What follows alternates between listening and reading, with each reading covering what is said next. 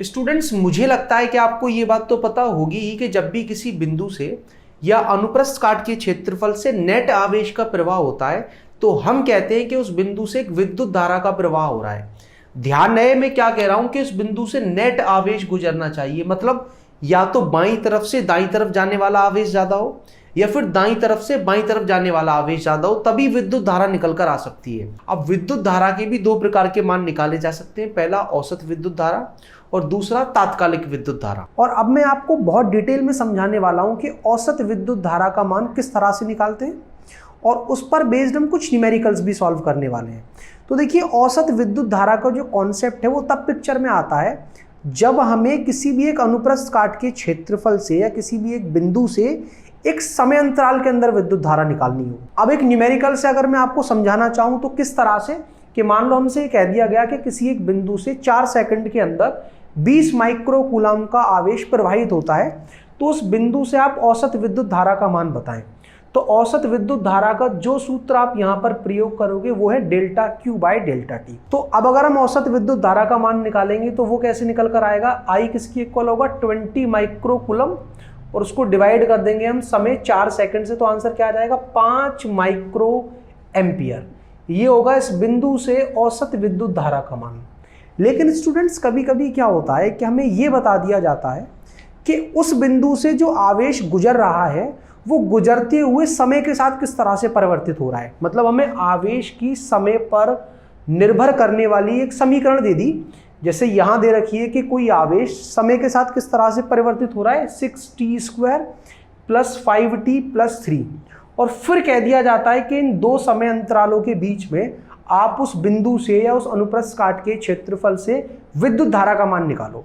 तो कहेगा तो वो विद्युत धारा ही, लेकिन जब भी विद्युत धारा एक समय अंतराल के बीच में निकाली जाए तो उसे हम कहते हैं औसत विद्युत धारा। तो यहां पर मैं इस फॉर्मूले का प्रयोग करने वाला हूं कि हमें अंतिम समय और प्रारंभिक समय दोनों पता है। अगर हमें अंतिम समय पर गुजरने वाला आवेश और प्रारंभिक समय पर गुजरने वाले आवेश का मान पता लग जाए तो दोनों के अंतर से हमें यह पता लग जाएगा कि इन दोनों समयों के बीच में कितना आवेश प्रवाहित हुआ। तो पहले मैं प्रारंभिक समय पर 1 सेकंड पर आवेश का मान पता करता हूं। तो जैसे ही मैं यहां t की जगह 1 डालूंगा तो आवेश कितना आ जाएगा 6 + 5 11 + 3 मतलब 14 कूलम। और जब मैं इस इक्वेशन के अंदर t की जगह 4 डालूंगा तो 4 सेकंड पर गुजरने वाले आवेश का मान क्या होगा 6, 4 का स्क्वायर कितना होता है 16 + 5 × 4 + 3। यहां से आप देखोगे 16 × 6 96 होता है, 96 + 20 116 + 3 कितना आ जाएगा 119 कूलम का आवेश है, जो किस समय पर है 4 सेकंड पर। लेकिन मुझे इन दोनों समयों के बीच में कितना आवेश प्रवाहित हुआ उसमें इंटरेस्ट है। वो कैसे निकलेगा, दोनों समयों पर जो आवेश है उनके अंतर से। तो जब आप t = 4 पर जो आवेश का मान है उसमें से t = 1 पर जो आवेश है उसको घटाओगे तो आपको ये पता लग जाएगा कि इन दोनों समयों के बीच में कितना आवेश प्रवाहित हुआ। तो 119 में से हमको किसको घटाना है 14 को, और फिर डिवाइड करना है TF - TI मतलब 4 - 1 मीन्स 3 से। तो ऊपर कितना आएगा 105, और 105 को जब आप 3 से डिवाइड करोगे तो आंसर आएगा 35, और धारा का मात्रा क्या होता है एम्पियर। तो अब आपको आइडिया लग रहा होगा कि अगर आवेश का समय पर निर्भर करने वाला समीकरण देकर के दो समय अंतरालों के बीच में विद्युत धारा पूछी जाए तो इस औसत विद्युत धारा का मान किस तरह से निकालते हैं। कभी कभी स्टूडेंट्स ऐसा भी होता है कि हमें आवेश के बारे में ना बता करके उस बिंदु से गुजरने वाले इलेक्ट्रॉनों के बारे में बता दिया जाता है और फिर विद्युत धारा का मान पूछा जाता है। तो इस बार आप क्या करोगे, औसत विद्युत धारा निकालने के लिए उस समय अंतराल के अंदर फिर से आपको आवेश पता करना पड़ेगा। और आवेश आप कहां से निकालोगे, हमने पहले चैप्टर में सीखा है आवेश का क्वांटीकरण, कि किसी भी वस्तु पर जो आवेश आता है वो इलेक्ट्रॉनों के आवेश का पूर्ण गुणक होता है। तो अगर हमें इलेक्ट्रॉनों का नंबर पता है और एक इलेक्ट्रॉन का आवेश पता है तो दोनों के गुणनफल से Q = N से हमें आवेश पता लग जाएगा। तो NE/ΔT से भी आपको क्या पता लग जाएगा, उस बिंदु से ΔT समय के अंदर प्रवाहित होने वाली औसत विद्युत धारा।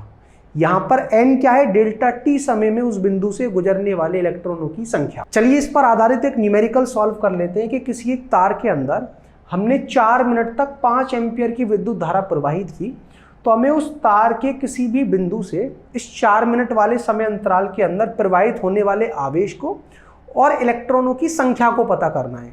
तो हमने फॉर्मूला क्या पढ़ा है कि विद्युत धारा किसकी इक्वल होती है, डेल्टा क्यू, प्रवाहित होने वाला आवेश और समय के अनुपात के बराबर।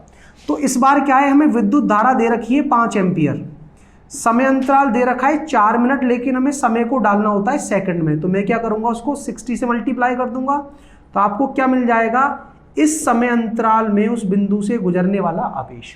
तो डेल्टा क्यू हमारा कितना आ जाएगा, ये बनेगा 20, और 20 का अगर आप जैसे ही 60 से मल्टीप्लाई करोगे तो कितना आ जाएगा, 1200 कूलम्ब का आवेश है जो इस बिंदु से 4 मिनट के अंदर गुजरेगा। और अगर आपको इलेक्ट्रॉनों की संख्या निकालनी है तो एक तरीका क्या है, यहाँ विद्युत धारा डाल दो, समय को सेकंड में डाल दो, ई की वैल्यू हमें पता होती है क्या, 1.6 गुणा 10 की घात -19, और एन का मान निकालो। या फिर अगर आवेश निकल कर आ चुका है तो आप आवेश के क्वांटीकरण का फॉर्मूला लगा दो, डेल्टा क्यू किसके बराबर होता है, एन ई के। यहाँ से आपको एन निकालना है, ई और क्यू पता है, तो एन क्या निकल कर आएगा, जो 1200 कूलम है उसको आप विभाजित कर दें किससे, 1.6 गुणा 10 की घात -19 से।